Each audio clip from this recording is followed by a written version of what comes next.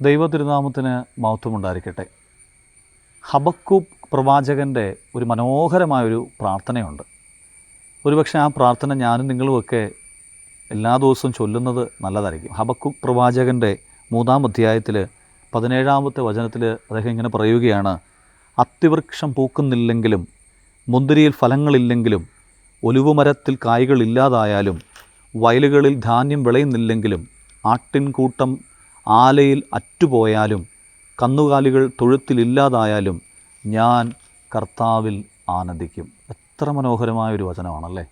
എല്ലാം നഷ്ടപ്പെട്ടാലും, ആരെല്ലാം എന്നെ ഉപേക്ഷിച്ചാലും, എൻ്റെ എല്ലാം ആരോഗ്യവും സമ്പത്തും എല്ലാം പോയാലും പെറുപെറുപ്പ് കൂടാതെ ഞാൻ എൻ്റെ കർത്താവിൽ ആനന്ദിക്കും.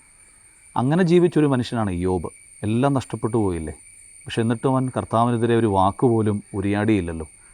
പലപ്പോഴും നമുക്കതൊക്കെ പറ്റുന്നുണ്ടോ? ചിലപ്പോഴൊക്കെ സഹനങ്ങൾ, വേദനകൾ, ബുദ്ധിമുട്ടുകളൊക്കെ വരുമ്പോൾ ചിലപ്പോഴൊക്കെ ഞാനും നിങ്ങളൊക്കെ പെറുപെറുത്തിട്ടില്ലേ, എന്തിനാണ് ഈ ജന്മം, ഞാൻ ഇങ്ങനെ ആയിപ്പോയല്ലോ, എനിക്ക് മാത്രമാണല്ലോ ഇങ്ങനെയെല്ലാം സഹനങ്ങൾ വരുന്നത്, ദൈവമേ നീ എന്നെ മറന്നതെന്ത്?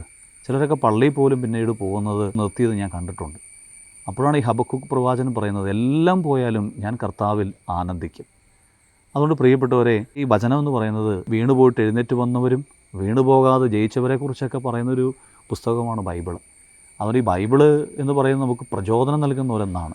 ആയതുകൊണ്ട് നമുക്ക് തീർച്ചയായിട്ടും ഇനി മുതൽ എല്ലാം നഷ്ടപ്പെട്ടാലും എൻ്റെ കർത്താവിൽ ഞാൻ ആനന്ദിക്കുമെന്നൊരു ബോധ്യത്തോടുകൂടെ, പ്രത്യാശയോടുകൂടെ, പെറുപെറുപ്പ് കൂടാതെ ജീവിക്കുവാൻ സ്വർഗ്ഗത്തിലെ ദൈവം എനിക്കും നിങ്ങൾക്കും എല്ലാം കൃപ നൽകട്ടെ എന്ന് ആത്മാർത്ഥമായ അച്ഛൻ പ്രാർത്ഥിച്ചുകൊണ്ട് നിർത്തുന്നു. സ്വർഗ്ഗത്തിലെ ദൈവം നിങ്ങളെ സമൃദ്ധമായിട്ട് അനുഗ്രഹിക്കുമാറാകട്ടെ. ആമേൻ.